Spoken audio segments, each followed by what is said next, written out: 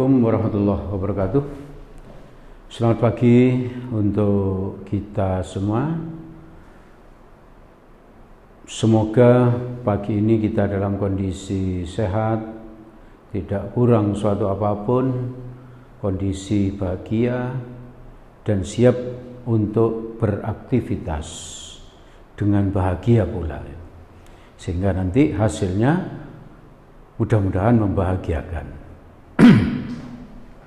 Oke,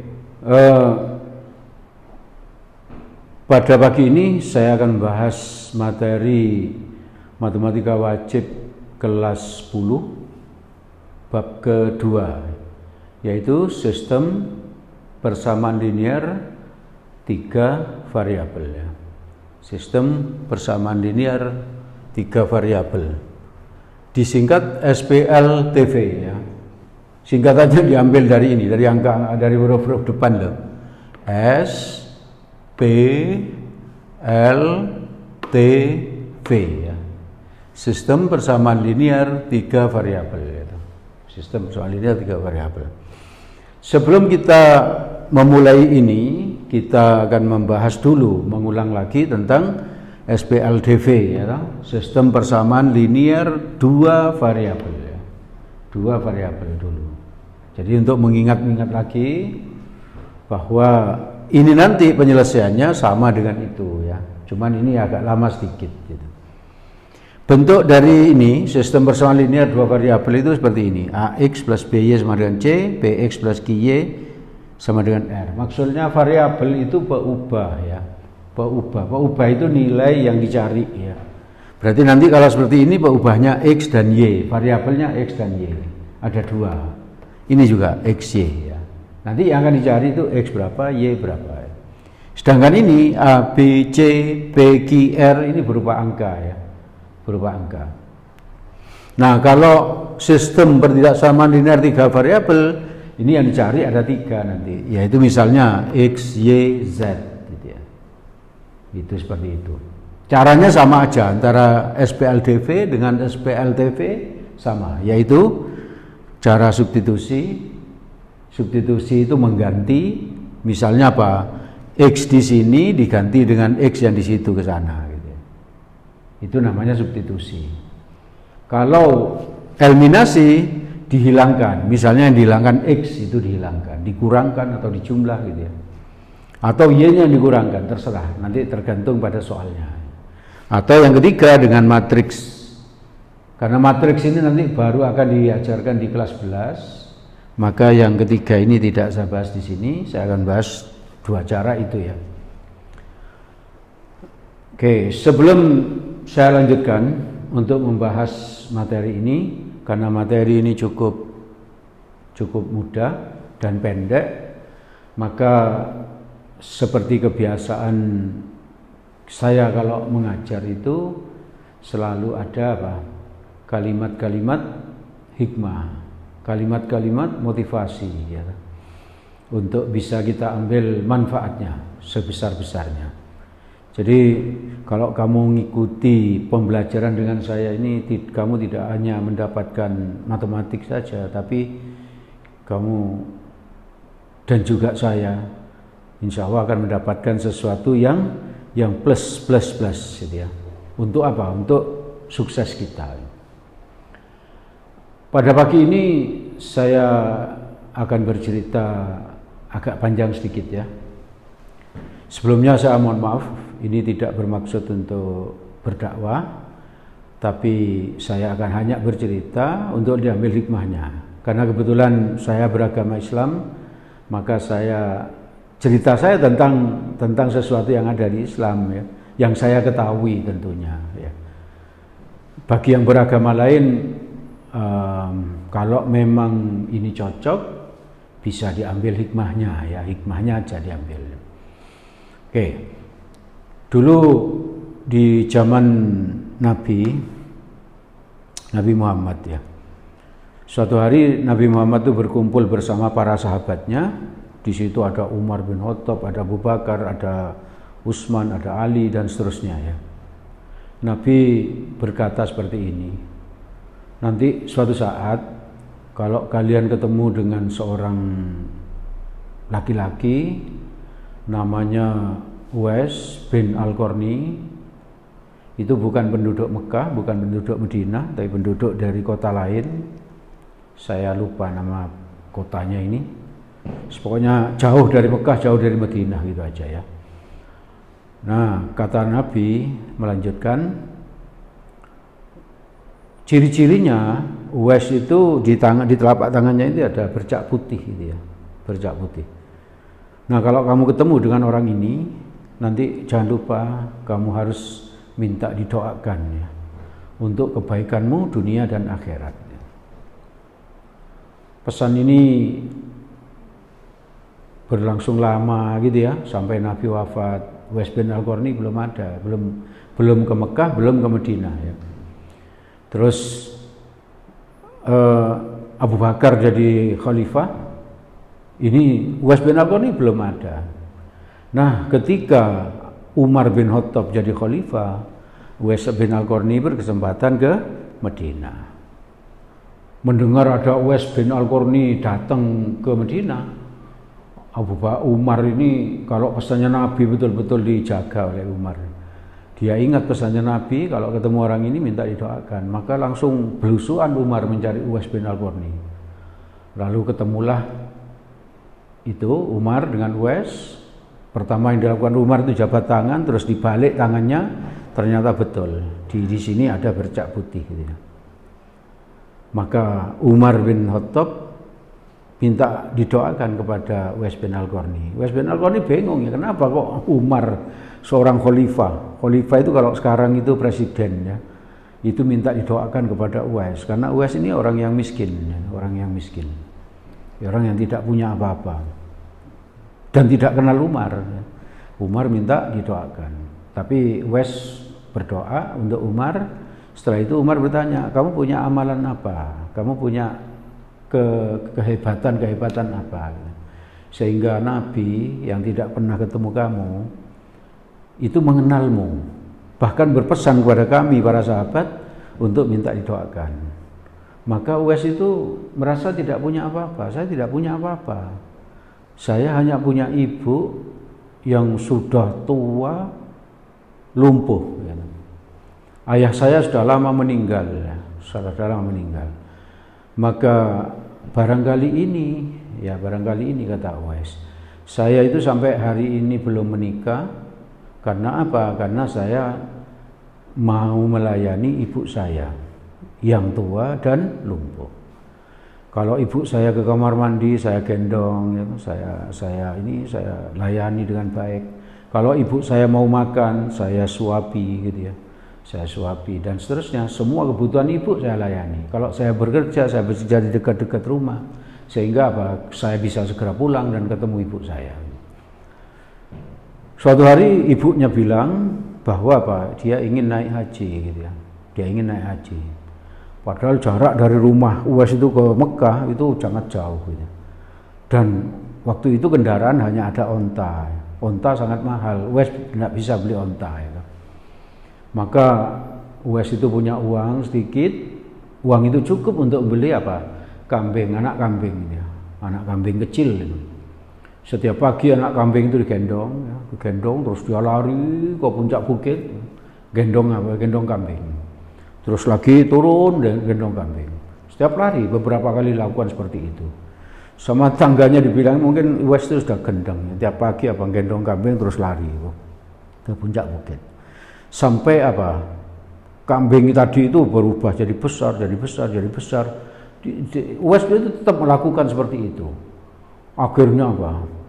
Badannya Uwais itu jadi kuat, dempal dan sebagainya gitu ya. Ternyata Uwais itu tiap hari gendong kambing itu dengan tujuan apa? Dia ingin membawa ibunya untuk beribadah haji ke Mekah. Dengan cara apa? Menggendong ibunya. Ya. Jadi bukan naik onta, digendong ke Mekah. Dan semua ritual haji, ibadah haji itu dilakukan dengan cara apa? Ibunya dia gendong. Luar biasa. Semua kebutuhan ibunya dipenuhi. Terus apa? Uwais bisa membuat ibunya naik haji dengan cara menggendongnya. Apakah ada yang bisa melakukan seperti itu kepada ibu-ibunya masing-masing? Enggak ada, belum ada. Ternyata apa? Uwais itu mendapatkan hadiah yang luar biasa dari Tuhan, dari Allah, yaitu apa? Uwais itu dikenal Nabi. Kalau dikenal Nabi kayak gitu, bahkan minta suruh doa, itu berarti apa? Uwais ini orang luar biasa. Gitu. Nah itu. Dan di saat meninggal, Uwais itu apa? Ternyata apa? Banyak datang orang berbaju putih untuk memakamkan. Itu menunjukkan apa? Orang yang berbaju putih itu adalah malaikat yang memakamkan Uwais. Itu luar biasa. Berarti hikmahnya apa yang bisa diambil? Kalau kita ini ingin sukses, hal tadi itu bisa ditiru, yaitu apa? Taat kepada orang tua, taat kepada orang tua, terutama ibu. Ya, kata Nabi, taat kita kepada ibu dan ayah itu ibumu, baru ayahmu. Jadi taatnya pada ibu itu 3 kali lipat dibandingkan pada ayah. Jangan dibalik ya, karena ayah punya uang yang ngasih uang terus apa? Dibalik lebih sayang pada ayah, lebih taat pada ayah, itu salah. Yang benar lebih taat kepada ibu 3 kali ya, 3 kali. Kalau itu kamu lakukan, insya Allah kamu sukses. Bahkan saya bisa berani katakan, kalau kamu durhaka kepada orang tua, maka kamu akan gagal. Minimal itu kamu akan gagal akhirat ya, minimal itu ya, minimal. Dan bisa saja gagalnya dunia akhirat. Dunia akhirat. Nanti suatu saat saya kasih contoh, beberapa contoh anak yang durhaka kepada orang tuanya, hidupnya sulit, susah luar biasa ya, susah luar biasa. Maka ayo mulai menghormati ibu. Kalau ibumu masih ada, segera taat pada ibumu. Kalau sudah enggak ada, didoakan terus ya, didoakan. Oke, saya kira itu yang barangkali semoga bisa diambil hikmahnya untuk membuat kita lebih sukses ya. Oke, kembali ke sini. Untuk contohnya,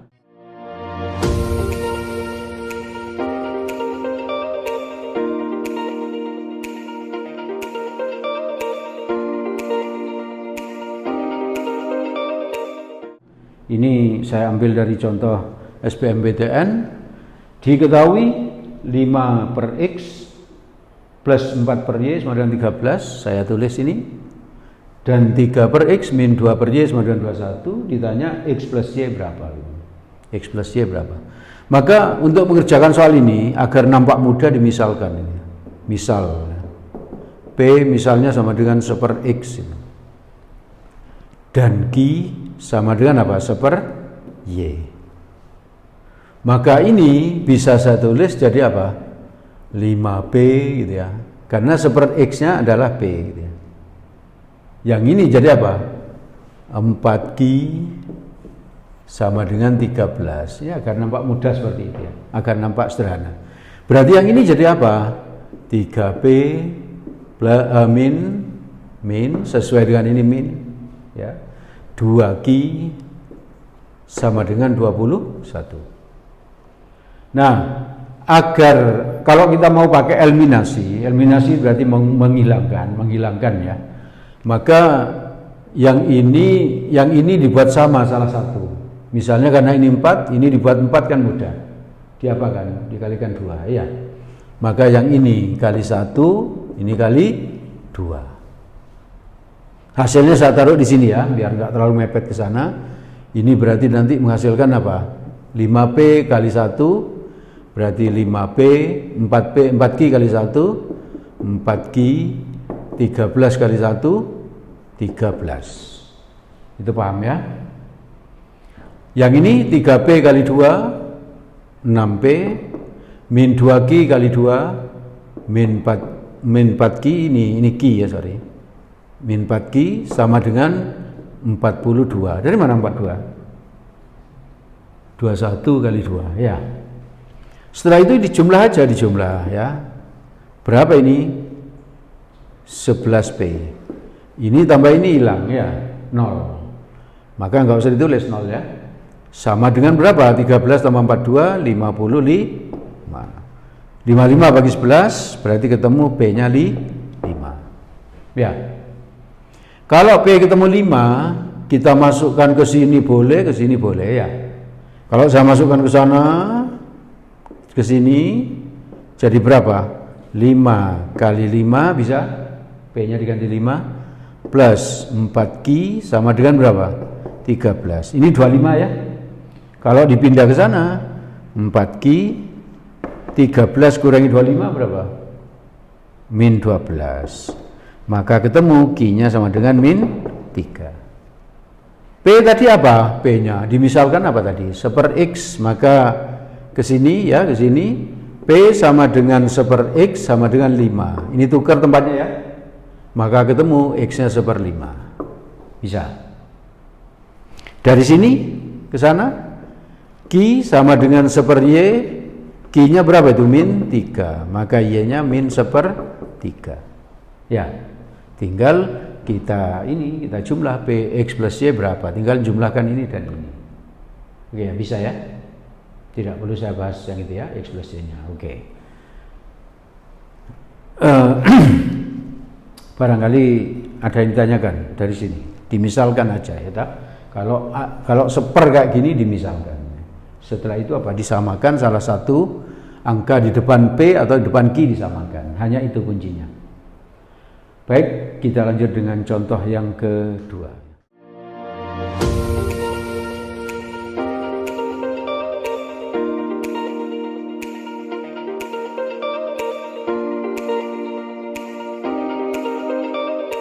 Baik, kita bahas contoh yang kedua. Contoh yang kedua ini pun saya mengambil dari SBMPTN, soal cerita ya, soal cerita. Banyak siswa yang mengalami kesulitan kalau menghadapi soal cerita. Karena biasanya siswa itu kesulitan dari mengubah kalimat soal menjadi kalimat matematik ya, kalimat soal menjadi kalimat matematik. Coba kita lihat soalnya. Jumlah dua bilangan positif adalah 8. Kalimat itu jumlah dua bilangan positif adalah 8. Kalau kita sudah pengalaman mengerjakan soal, maka langsung ada tindakan seperti ini. Contoh nomor 2, langsung dimisalkan. Misal ya, bilangannya adalah X dan apa? Dan Y gitu. Jadi misalkan seperti itu. Dimisalkan yang lain boleh, A dan B boleh ya, terserah. Terus di situ ada kalimat jumlah. Jumlahnya berapa? X plus Y berarti sama dengan 8. Itu dari kalimat jumlah dua bilangan positif adalah 8. Sedangkan jumlah kebalikan dari dua bilangan itu ada kalimat jumlah kebalikan. Jumlah kebalikan itu berarti 1/X ya, plus 1/Y. Ini kebalikan dari itu. Jumlah kebalikan berarti kebalikan tambah kebalikan, ya toh?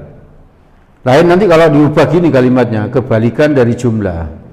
Kebalikan jumlah. Makanya belajarlah bahasa Indonesia yang baik ya. Agar tidak salah mengartikan soal. Kalau kebalikan jumlah berarti dijumlah dulu, baru dibalik. Jumlahnya apa? X plus Y, baru dibalik jadi seperti ini. Ya bisa ikutin ya. Kalau jumlah kebalikan berarti ini. Berapa diketahui? 8/15. 8/15. Ya. Terus ini kalau disamakan penyebut menjadi Y plus X dibagi XY sama dengan 8/15 ya. Perhatikan ini. Dengan ini sama enggak? Sama, berarti yang ini urek saya ganti 8 boleh kan? Menjadi berapa? Sini 8/XY sama dengan 8/15 ya. Maka berarti ini coret berarti XY-nya sama dengan 15 ya. Nah yang ini kalau saya ubah Y itu sama dengan 8 min X bisa ya. Ini X-nya dipindah ke sana. Ini kita beri nama persamaan 1, ini kita beri nama persamaan 2. Nah sekarang substitusi ya, persamaan 1 substitusi ke persamaan 2 ya, persamaan 2. Kita dapat apa? Coba X ini ada Y ini, Y-nya diganti ini gitu. Apa penggantinya? 8 min X. Di sini tulis 8 min X sama dengan berapa? 15. Paham ini? Paham, oke. Berikutnya ke sini 8X dari mana ini? X kali 8 ya. Terus ini X kali X berapa? Min X kuadrat sama dengan 15 ya. Kalau ini dipindah ke sana jadi apa? X kuadrat min 8X plus 15 sama dengan 0 ya. Sehingga menjadi apa? X min 3, pemfaktorannya sudah sering kita beritahu, insya Allah sudah paham ya, sama dengan 0, berarti X nya berapa? 3, X nya 5. Kalau X nya 3 masuk ke persamaan 1 misalnya, persamaan 1, jadi apa? 8 min apa itu? Y sama dengan apa? 8 min X, X nya berapa? 3, maka berarti 5. Jadi bilangannya adalah 3 dan 5 ya. Terus kalau X nya 5, persamaan 1 jadi apa? 8 min 5, berarti Y nya 3. Jadi sama aja hasilnya ya. Paham ya? Jadi kuncinya di sini memahami kalimat soal lalu kita ubah menjadi kalimat matematika ya, menjadi kalimat matematika. Maka belajarlah bahasa Indonesia yang baik sehingga kamu nanti tidak salah dalam apa mengartikan kalimat soal. Seperti ini dengan ini beda ya. Ini dengan ini beda. Paham ya? Oke, kita lanjut dengan contoh yang ketiga.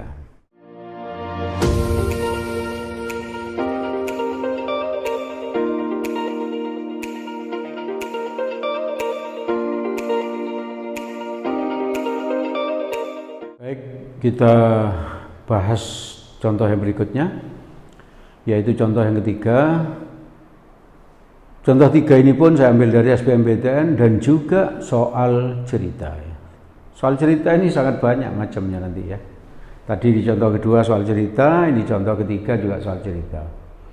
Soalnya adalah perbandingan umur A dan umur B sekarang adalah 5/6. Kalau ada soal tentang perbandingan umur ini ya, kamu misalkan umurnya A dan umurnya B itu dari sekarang, yang sekarang ini yang dimisalkan. Jadi kalau ada soal seperti itu, kamu buat tabel seperti ini misalnya ya. Seperti ini. Umur A, terus di sini umur B. Sekarang ya. Ini selalu dimulai sekarang ya. Walaupun yang diketahui di soal bukan sekarang ya. Ini kebetulan yang diketahui sekarang ya. Maka sekarang umur A dimisalkan X, umur B dimisalkan Y karena belum tahu ya. Terus di soal itu dikatakan apa? Perbandingan itu berarti X banding Y gitu loh ya. X banding Y sama dengan berapa? Di soal diketahui 5/6 ya. 5/6 itu diketahui di soal. Soal berikutnya, kalimat berikutnya. Perbandingan umur mereka, berarti A dan B tadi, 8 tahun yang lalu. Berarti kita tulis sini 8 tahun yang lalu. Kalau umurnya Aryo sekarang itu 17. 7 tahun yang lalu berapa? 10. Iya toh? Dari mana? 17 kurang itu 7. Kalau umurnya Akbar sekarang 18, 3 tahun yang akan datang umur berapa? 21. Belum tentu gitu. Iya kalau Akbar masih hidup gitu. Guyon Akbar ya. Jangan dimasukkan hati. Oke. 8 tahun yang lalu berarti apa? Umurnya A itu berarti apa? X min 8. Kalau yang akan datang berarti plus. Tahu ya? Oke. Di sini Y min 8. Di soal diketahui perbandingan umur mereka 8 tahun yang lalu adalah 3/4. Berarti X min 8 dibagi Y min 8 sama dengan 3/4. Ngerti ya? Ini kalau diteruskan jadi apa? X sama dengan 5/6Y, tahu? Ini Y-nya naikkan sini ya. Berarti ini kita beri nama persamaan 1 ya, gitu. Ini kalau saya kalikan silang begini, jadi apa? 4 kali X, 4X ya, 4X, 4 kali 8, 32, minnya tetap ya. Sama dengan apa? Y kali 3, 3Y, min 8 kali 3 berapa? Min 24 ya. Ini saya pindah ke sana, maka 4X sama dengan 3Y min 24 ditambah 32 berapa? 8 ya toh, pandai, plus 8 langsung ya. Ini kita beri nama persamaan 2. Setelah itu apa? 1 persamaan 1 substitusi ke persamaan 2 ya. Yo, 4 tulis 4. Ini ada X, ini ada X, di sini ada X, berarti X-nya diganti ini, paham ya? Substitusi itu mengganti ya. Kalau eliminasi menghilangkan. Berarti ini 4 X-nya diganti itu berapa? 5/6Y bisa? Sama dengan apa? 3Y plus 8 ya. Kalau ini saya kalikan 6 semua agar penyebut ini jadi hilang ya. Berarti ini dengan ini coret 4 kali 5 20Y, 3 kali 6 berapa? 18Y, 8 kali 6 berapa? 48 ya, 48. Ini saya pindah ke sana menjadi 2Y, 20 kurangi 18 ya. Sama dengan 48, berarti Y-nya 24. Tahu? Yang ditanya adalah tentukan umur A dan umur B 5 tahun yang akan datang. Berarti kita cari X-nya dulu. X itu berarti persamaan 1 itu, persamaan 1 menjadi apa? Menjadi X sama dengan 5/6, Y-nya diganti 24 ya. Y-nya diganti 24. Berapa ini? 4. Berarti 5 kali 4 20. Jadi umur A sekarang adalah 20, umur B sekarang 24. Yang ditanya 5 tahun yang akan datang ya. Berarti kita tulis 5 tahun yang akan datang ya, YAD itu yang akan datang. Maka umurnya A adalah X ditambah 5. X-nya berapa tadi? 20 ditambah berapa? 5 sama dengan 25. Umurnya B, Y plus 5 sama dengan Y-nya berapa tadi? 24 ditambah berapa? Ditambah 5 berarti 29 ya. Berarti B sekarang sudah umur 29 ya, sudah layak menikah ya toh.